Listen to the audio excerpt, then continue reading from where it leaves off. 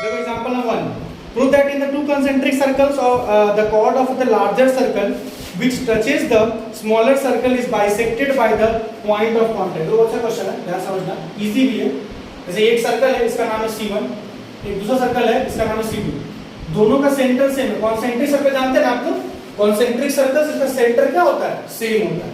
तो जो दूसरा जो सर्कल है, जो पहला सर्कल था, उसके लिए तो कॉर्ड होगा। जैसे ये लाइन जो हम ड्रॉ कर रहे हैं, तो नीचे हो गया, समझना, ये जो लाइन हम ड्रॉ कर रहे हैं, ये लाइन C1 के लिए कॉर्ड है, लेकिन C2 के लिए क्या है, ये टेंजेंट। तो जब हम लोग यहां से एक लाइन ड्रॉ कर रहे हैं ऐसे इस पे, तो अब सोच के देखो, ये जो लाइन होगा वो सेंटर से आ रहा है, और सेंटर से जो लाइन बन रहा है इस पे, वो इसको बाइसेक्ट करेगा। आपको यही प्रूफ करके देखो। तो गिवन टू प्रूफ, गिवन क्या होगा, C1 and C2 are two concentric circles having center O, जिसका सेंटर सेम है O, ठीक है। क्या प्रूफ करना है, इस लाइन का नाम देते हैं, पॉइंट का नाम P, तो AP इक्वल टू PB, यही प्रूफ करना है आपको ना, खाना बोलो प्रूफ। तो ध्यान समझिएगा, पहला बात तो इधर से प्रूफ यहाँ पे लिखा हुआ है। पहला बात तो क्या, ये जो AB है वो C2 के लिए क्या है, बोलो, AB C2 के लिए क्या है, टेंजेंट। मतलब AB is a tangent to circle C2, C1 के लिए कॉर्ड है। अगर मान लो कोई सर्कल है, वो उसका टेंजेंट है, उससे अगर हम रेडियस ड्रॉ करते हैं, ये रेडियस हुआ ना OP is the radius of C2, बोलो यहाँ तक क्लियर है। तो हम लोग क्या लिख सकते हैं कि OP is perpendicular to AB, ये लाइन परपेंडिकुलर होगा कि नहीं, से बताओ, OP is perpendicular to AB होगा। अभी जस्ट पाए करो 10.1 हम लोग। तो अगर ये लाइन इसके परपेंडिकुलर है, दिस इंप्लाइज कि ये जो तुम्हारा डिस्टेंस होगा, अभी देखो, now perpendicular from the centre to the chord. अगर हम लोग कोई परपेंडिकुलर ड्रॉ कर रहे हैं सेंटर से किसी कॉर्ड पे, तो वो उसको क्या करता है, बाइसेक्ट करता है। क्या करता है, बाइसेक्ट करता है। Perpendicular from the centre to the chord, bisect the chord, bisect the chord. ये क्लास 9 का थ्योरम है कि नहीं। अगर ये परपेंडिकुलर O से ड्रॉ हुआ है P तक, यहाँ 90 डिग्री बना है, मतलब ये परपेंडिकुलर हुआ, और ये कॉर्ड में परपेंडिकुलर हुआ। This implies AP must be equal to B।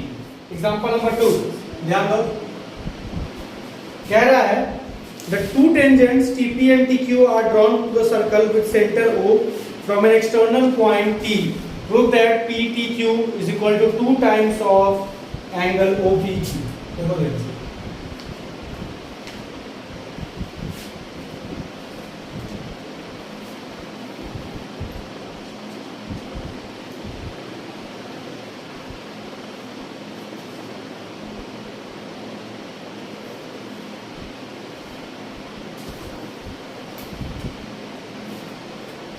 ये पॉइंट P हो गया, सॉरी पॉइंट P, ये वाला P है, ये वाला Q, ठीक है। और ये लाइन यहाँ पे है, ऐसे करके PQ बना हुआ है ना, ये नहीं बना,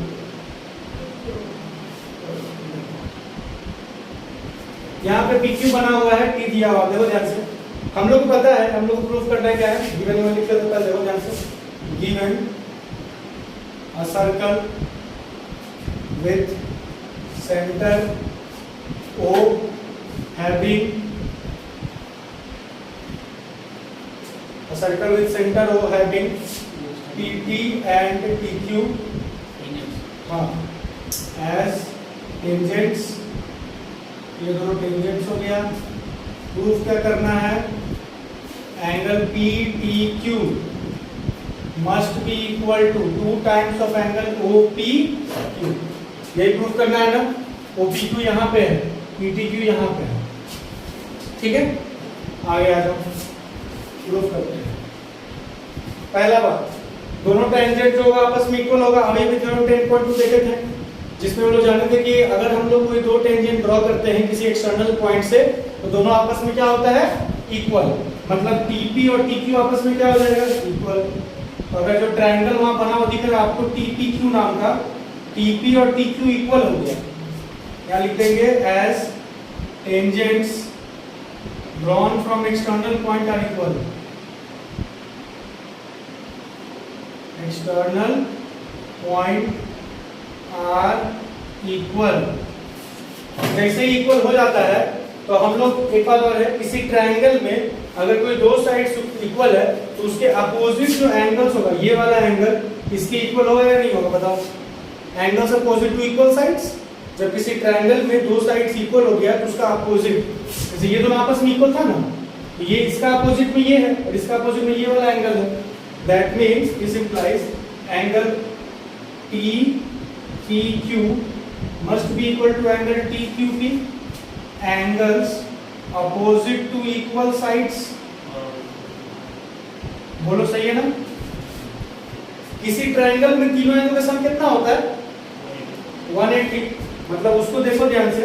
अच्छा, इसको क्योंकि इसको प्रूव करना है इसको थीटा मान लेंगे अपने मन से, ठीक है। सब कुछ नेसेसरी नहीं है तो मान लीजिए, ठीक है। तो शॉर्ट पड़ेगा लिखने में इसीलिए। तो नाउ जो एंगल है, angle TPQ plus angle TPQ plus angle TQP must be equal to 180 degree. जो TPQ है और TQP है दोनों आपस में इक्वल है ना। आपको क्वेश्चन में क्या चाहिए, TPQ चाहिए और एक को रख लो, आप TPQ को रख लो। हम TPQ क्यों रखने बोल रहे बताते हैं थोड़ा। TQP इसको थीटा लिख देते हैं क्योंकि थीटा माने थे, इसको आप देखो वहां पे, इसको भी हम TPQ ही लिखेंगे, ठीक है। यहां तक क्लियर है। ये दोनों इक्वल था इसलिए इसके जगह भी हम TPQ ही लिखें। अब ये 2 टाइम्स हो जाएगा ना, तो 2 times of angle TPQ must be equal to 180 minus theta. आना बोलो, थीटा वो चला गया।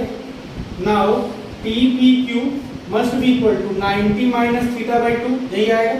मतलब 2 यहाँ मल्टीप्लाई में डिवाइड में जाएगा तो 180 by 2 that means 90 and theta by 2 तो आ ही गया। Question number 1। बोले यहाँ पे कोई दिक्कत है। अब आ जाओ इधर से। हम लोग को पता है थ्योरम 10.1 से, from theorem 10.1 radius is perpendicular to tangent. अगर रेडियस टेंजेंट के परपेंडिकुलर है तो ये जो OP लाइन है यहाँ पे 90 डिग्री बनाएगा कि नहीं बनाएगा, ये बताओ। बनेगा ना। Radius is perpendicular to tangent, इसका मतलब angle OPT must be equal to कितना डिग्री। अब OPT अकेले नहीं है, वो दो चीज से मिलकर बना है। कौन कौन सा, एक तो OPQ छोटा सा ये रहा, और एक का नाम क्या है TPQ। क्या नाम है इसका, TPQ। इसीलिए बोले थे कि उस टाइम इसको बचा कर रखो, TPQ को बचा कर रखो क्योंकि बाद में वही आने वाला है। अब हम इन दोनों का हेल्प लेंगे, यहाँ आ जाएगा TPQ must be equal to 90 minus OPQ। खाना बोलो, ठीक है। यहाँ तक ये इक्वेशन 1 था, इसको मान लो equation number 2। Now from 1 and 2, 1 and 2 लिए, इसका देखो 90 माइनस थीटा बाई 2 है, उसका देखो क्या है 90 माइनस OPQ है। 90 एंड बेचारा सही हो गया। थीटा क्या माने थे, उसको माने थे। मतलब इसके जगह अगर लिख दे हम angle PTQ by 2 is equal to OPQ, तो कोई दिक्कत, ठीक है ना। 2 को उधर भेज दो, जैसे उधर भेजोगे तो हमको लगता है कि आंसर प्रूफ हो जाएगा, है ना। चलो देखो क्वेश्चन नंबर, एग्जांपल नंबर 3 देखो, ध्यान समझो। PQ is the chord of a length 8 cm of a circle of radius 5 cm और रेडियस कितना दिया 5 cm है, ठीक है। Tangents at P and Q intersect at point T, find the length TP। मतलब हम लोग को दिया फिगर बना हुआ तो दिख रहा होगा, सर्कल है, टेंजेंट हुआ यहाँ पे सेंटर, यहाँ पे दो कॉर्ड बना हुआ है। एक तो कॉर्ड है ये वाला जो इसको ज्वाइन कर रहा है, इसका लेंथ भी दिया हुआ है आपको PQ 8 सेंटीमीटर का, ठीक है। और ये इसको ऐसे ज्वाइन कर रहा है, ये O हो गया और यहाँ से ऐसे ज्वाइन है पहले से, ये पॉइंट T। देखो यहाँ पे पहले समझा, यहाँ समझो कि रेडियस दिया हुआ 5 सेंटीमीटर और क्या दिया हुआ, कॉर्ड का लेंथ जो है वो 8 सेंटीमीटर का है, ठीक है, पूरा लेंथ 8 सेंटीमीटर है। अब देखो हम लोग को ये तो पता है कि अगर हम लोग सेंटर से कोई परपेंडिकुलर ड्रॉ करते हैं तो वो क्या करता है, कॉर्ड को बाइसेक्ट करता है ना। तो अगर इस सपोज करो कि इस लाइन से यहाँ से इधर की तरफ अगर लाइन खींचे हैं तो ये वाला ऑटोमेटिक बाइसेक्ट करेगा। तो अगर मान लो ये कॉर्ड पूरा 8 सेंटीमीटर का है तो यहाँ से अगर हम परपेंडिकुलर खींच रहे हैं इसके ऊपर में तो ये लाइन ऑटोमेटिक क्या होगा, इसको बाइसेक्ट करेगा दो पार्ट में। वही बात यहाँ लिखा हुआ है कि the tangents at P and Q intersect at point T, find the length TP। आपको TP निकाल के दिखाना, मतलब ये वाला लेंथ निकाल के दिखाना, ये कितना होगा पहले ये निकाल के दिखा। देखो तो दो बात है, देखो दो तरह से बन सकता है। एक तो पूरा बड़ा ट्रायंगल TPO में, देखो इस पूरे बड़ा ट्रायंगल में यहाँ 90 डिग्री होगा, फिर हम 10.1 से क्या जानते हैं हम कि radius is perpendicular to tangent. बोलो तो अगर ये वाला 90 डिग्री होगा तो ये वाला हाइपोटेनस बनेगा उस केस के लिए। हम लोग को ये भी नहीं मालूम, हम लोग को बस ये मालूम है 8 सेंटीमीटर का है, रेडियस 5 सेंटीमीटर का है। तो दो बार लेना होगा, ध्यान समझिएगा पहले कैसे बनाएंगे। पहला बात, इसको हम लोग क्या ले लिए, ये कितना हो गया 4 सेंटीमीटर, नीचे 4 सेंटीमीटर ऊपर 4 सेंटीमीटर, दो आ गया। बोलो यहाँ तक दिक्कत नहीं। और आ जाओ आगे, इस वाले ट्रायंगल में अगर ये 90 डिग्री पे है तो यहाँ भी पाइथागोरस थ्योरम लग सकता है, खाली इस तीनों में लगेगा ना। जैसे ही पाइथागोरस लगाओगे तो ये हो गया हाइपोटेनस, ये क्या हो गया परपेंडिकुलर, ये ऑटोमेटिक क्या आ जाएगा यस।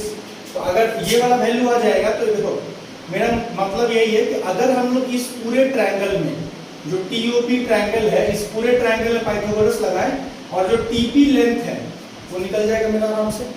निकालना तो वही है हमको एट लास्ट। और हम लोग को ये भी मालूम है, मतलब सिर्फ फिक्स है कि ये वाला पार्ट नहीं मालूम है ना। इसको एक काम करते हैं R मान लेते हैं, तो ये पार्ट नहीं मालूम है उसके लिए देखो दो पार्ट में बटा हुआ ना, तो ये तो निकल गया 3 सेंटीमीटर अभी निकाल देंगे, लेकिन ये पार्ट का क्या, ठीक है उसके लिए होगा, देखना ध्यान समझिएगा। पहले इन ट्रायंगल PRO, पहले ट्रायंगल PRO में देखो ये ट्रायंगल यहाँ 90 डिग्री बन रहा है ना OR पे, तो OP का स्क्वायर बराबर PR का स्क्वायर प्लस OR का स्क्वायर, यही होगा पाइथागोरस थ्योरम के हिसाब से। यहाँ 90 है सामने वाला हाइपोटेनस, तो OP स्क्वायर मतलब 5 का स्क्वायर, PR मतलब 4 का स्क्वायर प्लस OR को निकालना ही है आपको। तो 25 equal to 16 plus OR square. 25 minus 16 कितना हो गया बताओ, 9 होगा। तो OR मस्ट बी, बताओ ना तो कोई दिक्कत है, ये निकल गया OR 3 सेंटीमीटर, ठीक है। अब मेन काम है TR निकालने का। TR आपके पास नहीं दिया हुआ है, यही ना, TR आपको नहीं दिया हुआ है, ध्यान समझेंगे थोड़ा सा। एक काम करते हैं हम ना TR को x मान लेते हैं क्योंकि उसको डायरेक्टली निकालना पॉसिबल ही नहीं है।